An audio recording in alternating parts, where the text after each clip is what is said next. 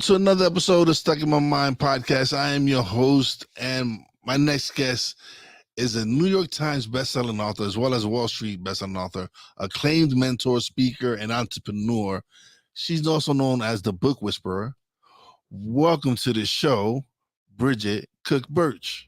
Well, Hello. hello, Wise. Thanks for having me. I'm just honored to be here. It's going to be fun. Nice. Thanks for being patient, and we got connected. So it's awesome. So let's just start out. You've been called the Book Whisperer. How did you earn that title, and what does it mean to you?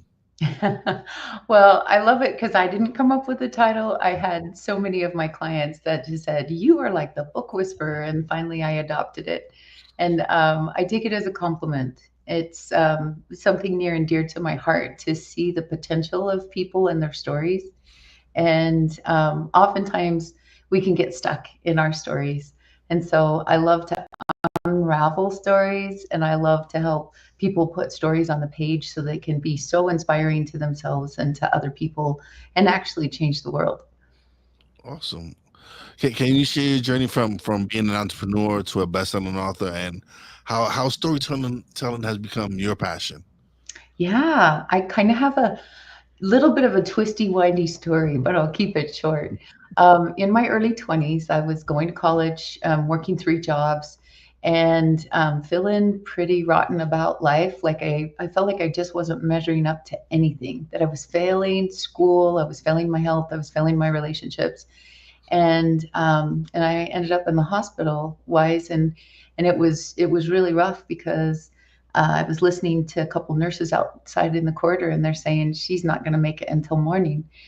And the biggest thing was understanding the stories that I had been telling myself that I wasn't good enough.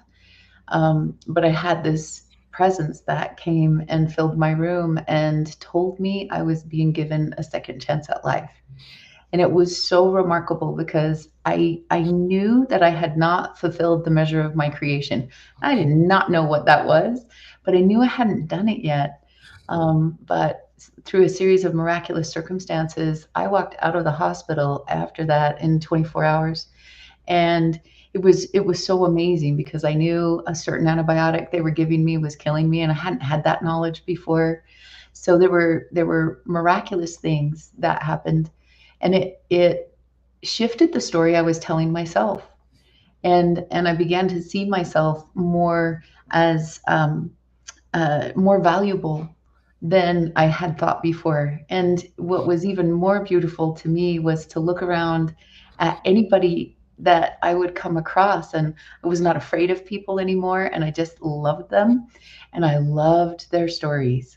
And I could see the like how their own stories played a big role in how they treated themselves, what they would go for in life, where they would hold back. And so I came to know how important stories are for every one of us. And we see that in politics today, and we see it in government, and we see it in how we treat one another. But I've been fortunate to see, even in the greatest darkness of humankind, how stories bring light. They bring hope. They bring us together. And I saw that from gang kids in Denver that I get to, I had the opportunity to work with when they were trying to change their lives. And I've seen it in a former skinhead and a serial killer's daughter and a woman who went up against an entire cult and was able to put Warren Jeffs behind bars for life plus 20 years. I've seen it in the sculptor of the Statue of Responsibility. Like, it is amazing what happens when we can pierce the darkness with light in our stories and the truth of who we are. It's a beautiful, beautiful thing. Oh yeah, that's why I do my podcast, is to be able to have people come share their stories.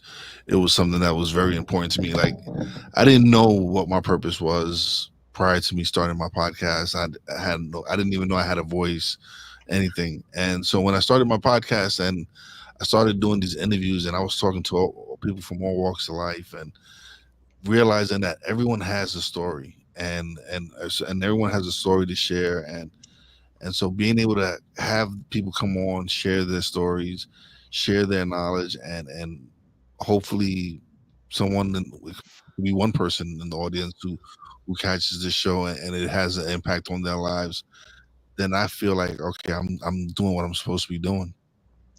I think that's beautiful. I've had the opportunity to listen to some of your podcasts, and you're a remarkable listener when it comes to people and their stories. And I see that you pull, like I do, threads of people's stories out and ask them questions. And I love that you're curious.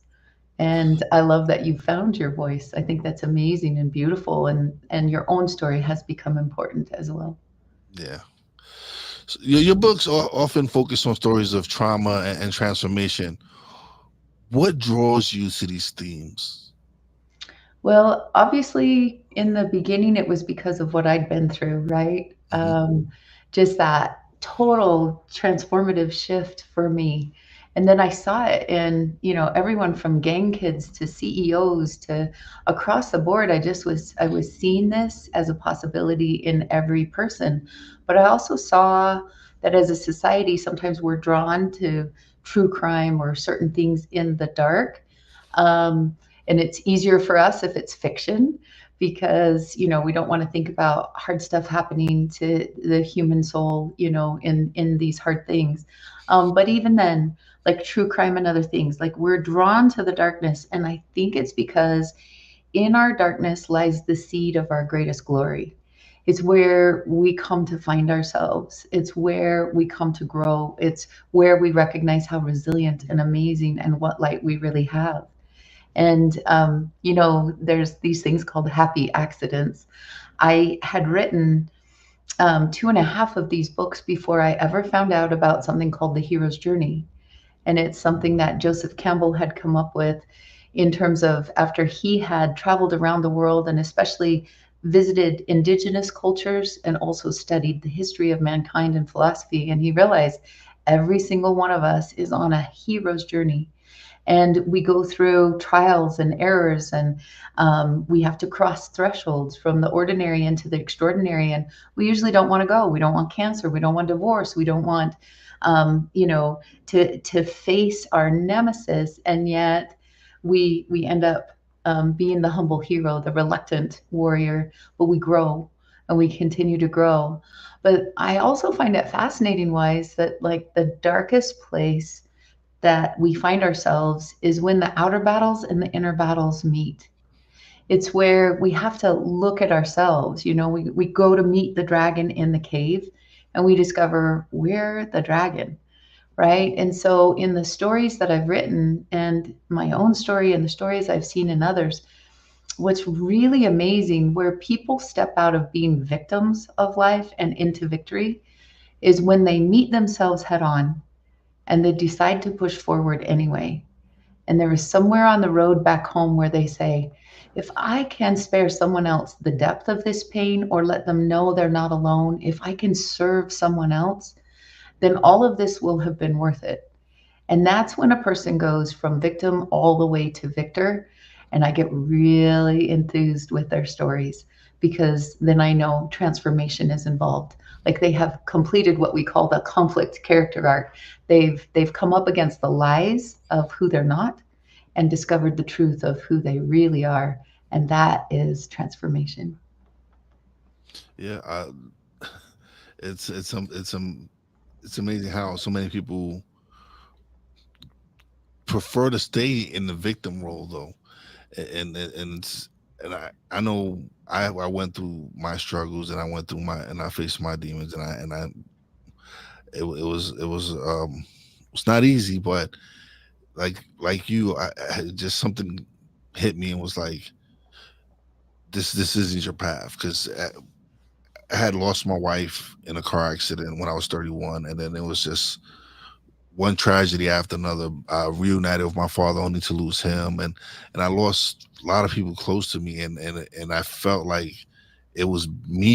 It was personally happening to me, and I was angry and lost for quite a few years, and but something said, this isn't your path, this isn't what you're supposed to be doing, this Mm, isn't where you're supposed to be going. And so I sought the help that I needed. I got therapy, started turning my life around, met my wife that I'm with now, and life has just been it's been it's been so much better now, especially um with meeting my wife and just I guess I stopped being angry. Mm. It was just me stop I just stopped being angry and decided to just continue to live life, not knowing that whatever happened to those that I love wasn't really, it wasn't God punishing me. It Yeah. was just life. And so, but for years I was just angry. I just was lost. And so being able to turn my life around and now being able to do the podcast and help people share their voice and other people who out there who don't know that they have voices and or don't know how to share their story. Hopefully, by me telling my story and you here come telling your story, we can inspire someone to turn their life around. Yeah, absolutely. And that is possible, right? You prove it. Yeah. You've proved it with your life that you can go from being angry to being hugely fulfilled and have it being a contribution and full of joy. I Like didn't, that's significant. yeah, I didn't know my purpose. I didn't know what my. I was 44 years old. That's when I started my podcast, and once I started and just started having these great conversations and people started responding well I was like, okay, this is something that I love to do. I get to have great conversations, and at the same time, I'm making an impact. I'm someone out there who's listening to this because some of the messages I received from people that have caught some of the episodes. They're like, I needed that episode. That episode made an impact where Mm. I have a friend who was struggling with who they were. And the funny thing was the episode me and her recorded. Oh, yeah.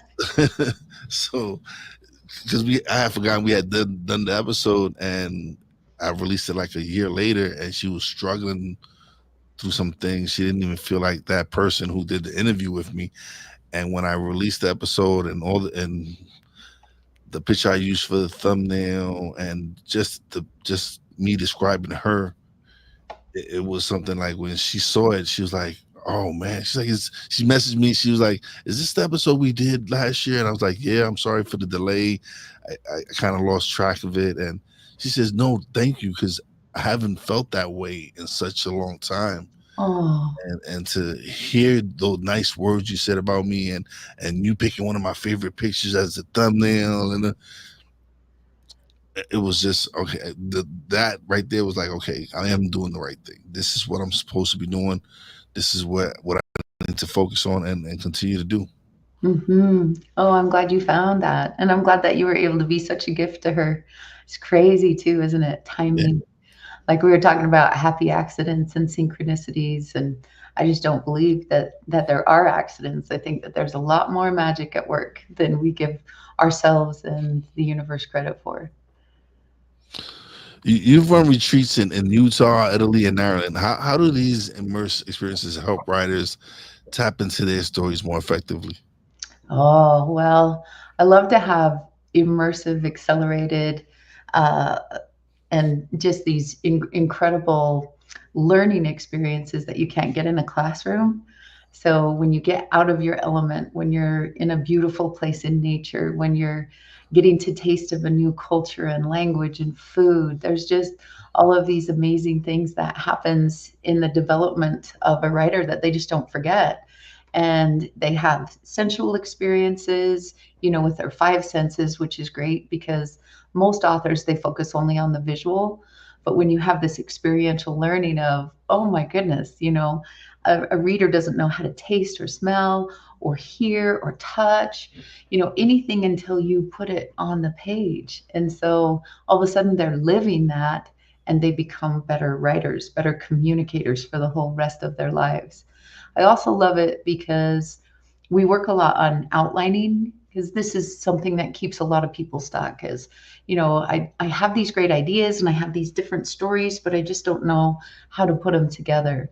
So we we identify genre and we identify the different ways that you can really gift your readers beautiful story and principles and other things depending on the genre, and what, what are the most effective outlines that, what can they look like. And the biggest thing just to know is there's no right or wrong way to write a book, but there are ways that are more effective to reach the people that you want to touch. And usually people want to write a book because they really want to touch other people's lives. So we work on that effectiveness. We also, Wise, we work on imposter syndrome. It's something that affects everybody when they're getting ready for, to write their book, while they're writing their book, when they're getting ready to publish and launch their book, it just rears its ugly head. Who are you to write a book? You can't spell to save your life. What do you think you're doing? And it's just so natural because all of a sudden we're like, I call it filleting yourself like a fish out on a plate Yeah. for everyone to see in all your guts and glory, and you're not in control any longer. Who gets the story? Like if I'm talking to you one on one, I can kind of control the narrative. But if the story goes out into the world, I don't know whose hands it's going to get into. So people become afraid.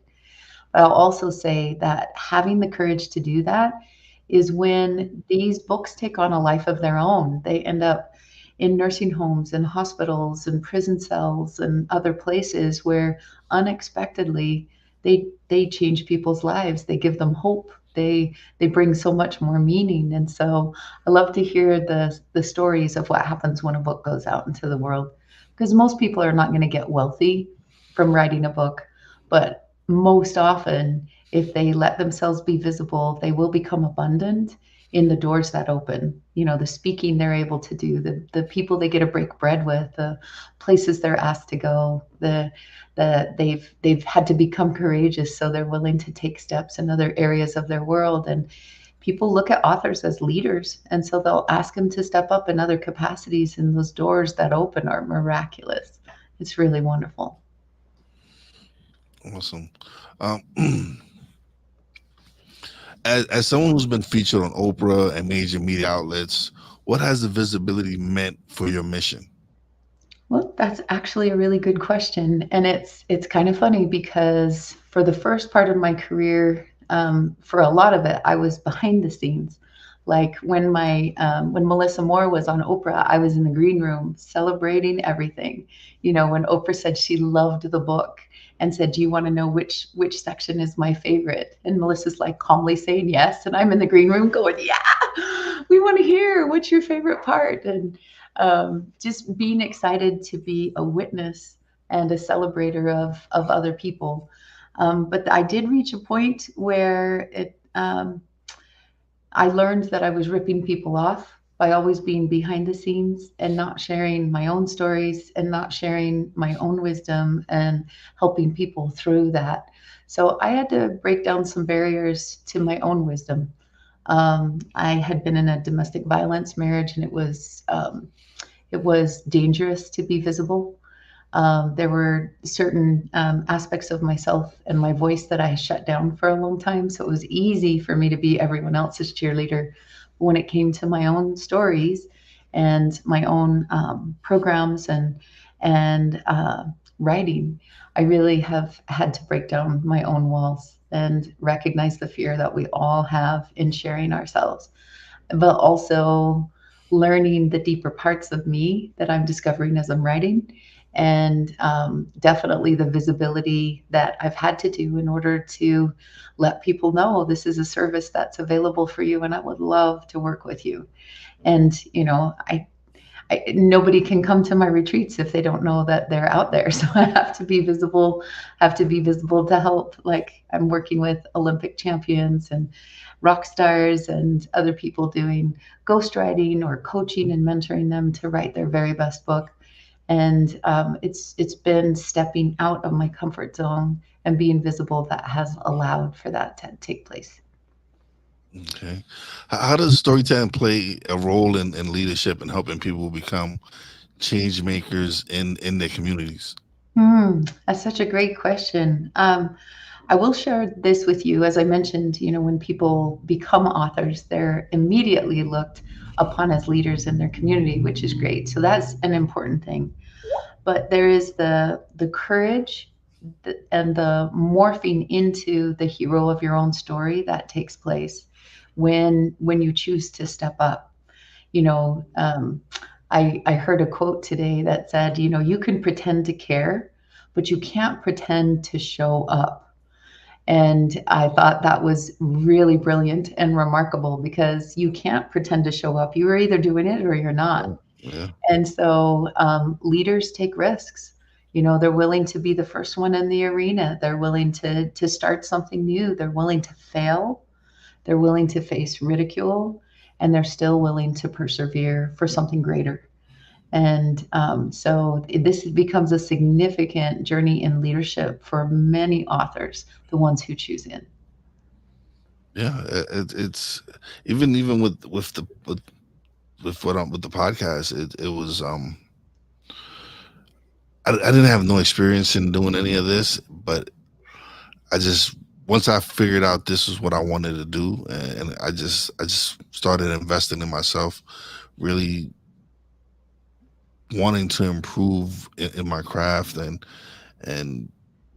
making sure that because something people are giving me something precious is their time, and so Mm. I just wanted to make sure that I provided the best quality possible. And so like I said, I worked on myself. I'm still a work in progress. But I just felt that this was necessary. I want to make sure that I master my craft, or and that people get what they get some value from it. I just want to make sure people get some value of whatever I'm putting out there. Yeah, I would agree. I would definitely agree. I think it's beautiful. Like I said, I was listening to some of your podcasts, and just the way that you care about them. You know, sometimes podcasters will get a little tired. They'll ask some of the same questions over and over. They don't really care so much about the answers. Yeah, But I love when I get to be on with someone like you who's curious, who asks great questions. You know, you are excelling at your craft. And that's a beautiful, beautiful thing to start from not knowing a thing yeah. to learning more about yourself and providing something this amazing. Good for you. So what? Okay, going back to what are the biggest challenges people face when trying to write their own stories, and how do you help them overcome these obstacles? Yeah, a couple of them we've talked about. Yeah, I would say that a lot of times people really get in their head. You know, there are times that keep them up at night where they know they have something important to say and they have to say it, and the book doesn't let them go. And yet, when they sit down to write, sometimes there's the blank screen, sometimes there's confusion, and always that little niggling voice that says, you know, who's going to care about your story? You know, who do you think you are? And so, really, there is the recognizing that everyone has this, that everyone faces it, that everyone, if they're want to write a book, are going to have to learn how to persevere. In fact, why is it very fascinating to me that 9 out of 10 adult Americans feel like they have a story worth sharing, whether fiction or nonfiction. They feel like they have something that's worth publishing and getting out there. But less than 3% ever get it done. And even though it's easier and easier to publish than it's ever been, when people dig into writing, they find that it's a little more difficult than what they originally had planned on. But just like any great endeavor, you know, getting married, having children, going to college, starting your own business, you know, any of those things that really come to mean a lot have had to be an elephant we eat one bite at a time. yeah, And so it really is just, okay, what's the next right step for me to make? What's the next right step for me to make? And oftentimes it's just getting a little bit of coaching. Like I do deep dive developmental coaching, and then I also do editing. And I can help people from the very beginning of just ideas all the way to the end with my publishing company, or helping them get into New York or other traditional publishers. And so it's I see the gamut of where people struggle. And I was mentioning imposter syndrome. It will just rear its head at different places along the way, but um, keeping in mind who you're writing to, Just like you, when you're putting together a podcast, you're thinking about who is it going to benefit? Yeah. What are the questions I could ask that will most help my audience? How can I make this richer and deeper and more valuable for someone to consume? And that's what we do when we're writing too, is we think of one person that we can have this intimate conversation with, that we don't have to vindicate or validate ourselves. We can just be open and honest and powerful. And we know their pain. We know what's keeping them up at night. So then we can write to them. And usually that takes out all the muddiness and it lets us keep moving forward to be of service. Because I've noticed that the people who write to be of service to others are the ones who end up becoming most successful, that the most doors open for them. And it's because they're choosing to be servant leaders. As co-founder of SHEROES United, what has been the most rewarding part of helping women and girls recover from trauma? Ah, well, I'm glad that you asked me that. Any person, both male and female, who has encountered trauma tells stories about that trauma or shoves it down and doesn't say anything about the trauma, but they still have the PTSD. They still have the ways that this plays out in their life. And so mentally, there are stories that they're telling themselves about the trauma. And it usually has to do with self worth. It usually has to do with limiting the opportunities that are before them because they don't feel worthy. And so, helping women and girls and men and boys rise from trauma, as we do in Sheroes, is so it's breathtaking. To have someone discover their own answers, to find out from the inside out, to witness what they've gone through, and then to recognize that there is something greater within them that they hadn't tapped into before because of the trauma, but now, finding tools and being able to recognize that they are more than what has happened to them, and that oftentimes we can use that trauma as a stepping stone. We didn't ask for it, we don't want it, it's not anything that we would celebrate or love in terms of what happened, but what we do with it is where it becomes an absolute gift. And so that's the wonder and the joy and the beauty of all of it. Okay, awesome. You've operated multi-million-dollar businesses. How Mhm. did your experience as an entrepreneur influence your approach to storytelling? Um, well, in two ways. One, like at my writers' retreats and when I'm working with, executives or others one on one, I keep in mind a couple of things, and that is, as a business person, I want to cut the learning curve. I've run into too many people. A woman this week, just this week, who has been writing her book for 10 years without the courage to get it out. And she knows that there's some things that needs to be fixed, but she hasn't had the courage to ask anyone to help her with it. So she just toils away for another year or two. And one woman that for 27 years, she's been working on her book, and she finally said, "It's now my time." But she also came down with a life-threatening disease, and it's like, okay, we ain't got time for that. We can cut our learning curve. We can get our book written really well with bestseller excellence within a year and a half at the most, and get it out into the world where it can be doing the good that we have wanted to do. So that's the beauty of it. And entrepreneurship is wonderful, and is those skill sets are really needed for authors, because authors today, they're expected to be visible. Nobody knows about your book if you're not going to let yourself be visible. So you've got to be out there, podcasts, social media at times, wherever you can get someone to talk about your story or your principles. That's really, really important. And so these entrepreneurial skills about how do I build a platform, and how do I make myself visible, and how do I continue to build something? How do I get email addresses? How do I start to charge for my services? Can I get paid for speaking? There's all of those amazing entrepreneurial skills that come into play. And so, a little at a time, like I said, one bite at a time, people will find that they emerge higher and higher in their own skill sets, their own leadership, and their ability to affect an audience in their community. What role does mentorship play in your life, and how and do you recommend that other people take mentors? Oh, yeah. I would say that the very best coaches get coached. The very best mentors allow themselves to be mentored because it's always in those like uncomfortable places, right? Where we know we need to step out. The places that maybe there was trauma or there's just fear or scarcity of time and money, which is again a mindset, right? You know that, where like you get stuck in your mind when you think you don't have enough time or you don't have enough money. And so really great coaches allow themselves to become coached so that they can overcome.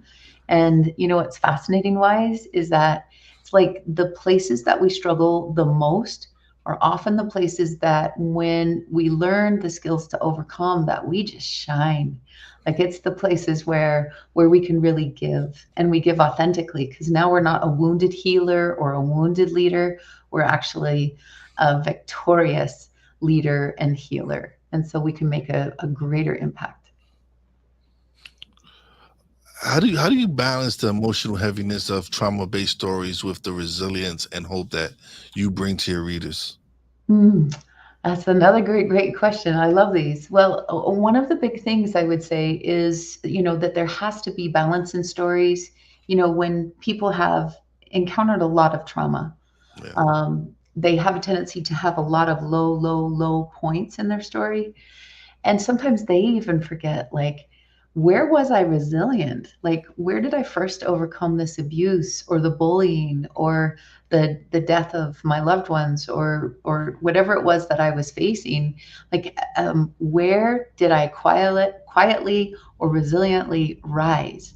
And so it's beautiful because people will start to recognize, oh wow, I had these like superpower skills that I began to develop that I haven't really recognized until just recently. And so when you ask them the good questions and you ask them, you know, where was it that what did you do when you were being bullied? Like, how did you survive this? And then they tell you these glorious stories, and then it's like, oh, this is where these gorgeous, delicious rises and falls come from. The ones that bring us hope, the ones that help us as the readers to be able to transform because they're like, wow, if Wise could do that, I can do that. Right. Yeah. And so, yeah, the balance of rises and falls is very important in storytelling because none of us like just a sob story. And the other cool thing to recognize, though, is like, you know, if you try to pretend you don't have any lows, that you just have highs.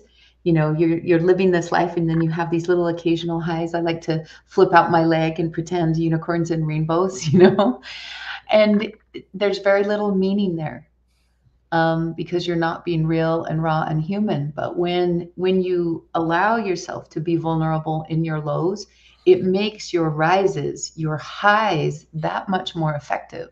When people know you came from this, but you didn't stay there, when they know how you found, you know, love and joy and glory, when they find the ways that not only were you resilient, but then you overcame and then you gifted what you learned to someone else. You bring home this elixir of life, and that's intriguing to people. It really is. Your book, the Witness War Red, is particularly powerful.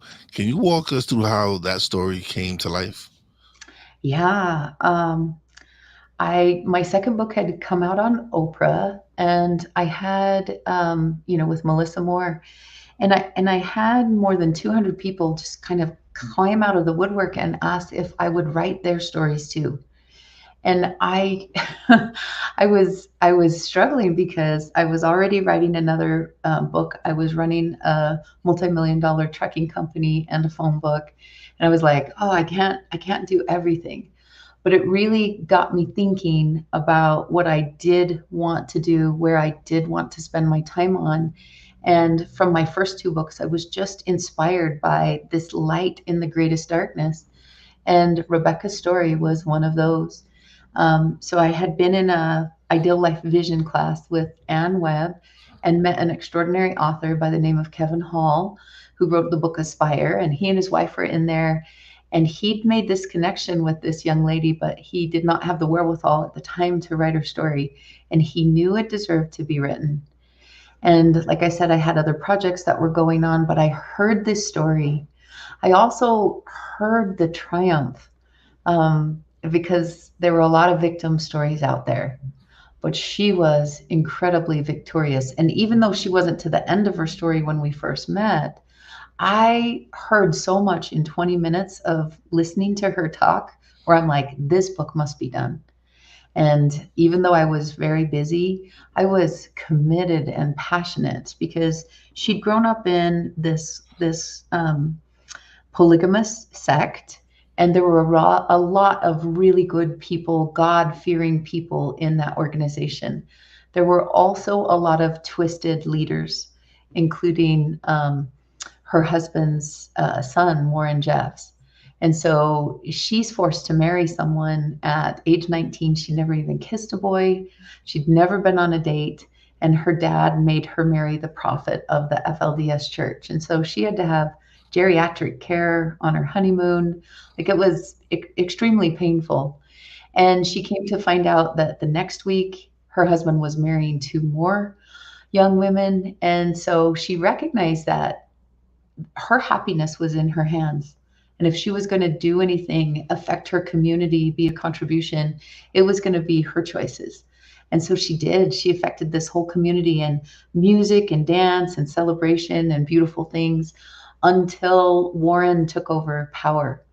Her husband died. He was 90, I think it was 96 when he died. Wow. Um, and he'd had a series of strokes, and Warren had been getting greater and greater power. And then Warren outlawed the color red. He outlawed toys. He outlawed being able to use the internet, read newspapers, watch television, listen to the radio. Like, he used fear to isolate his entire society. And and when her husband died, Warren tried to get Rebecca to marry him. And he said, I will break you and I will train you to be a good wife. And she ended up realizing that her life was done for if she were to remain inside of that community. And so she escaped past the security guards and the gates and went over the fence in her long dresses and underwear, and went off to a brand new life. But the only thing is that Rebecca holds a lot of integrity, and she still had two little sisters that were destined to become child brides. And she'd seen little girls 15, 14, 13, and as young as 12 that were being forced to marry before they even had a voice, Wow. before they even ever had a choice. And, at one point she had to say, someone has to be the face of the faceless and the voice of the voiceless, because no one stood up for her when she didn't want to marry an old man. And so she became that. The book goes through a lot of her rises and falls, and eventually being triumphant in taking down Warren Jeffs and many of the leaders.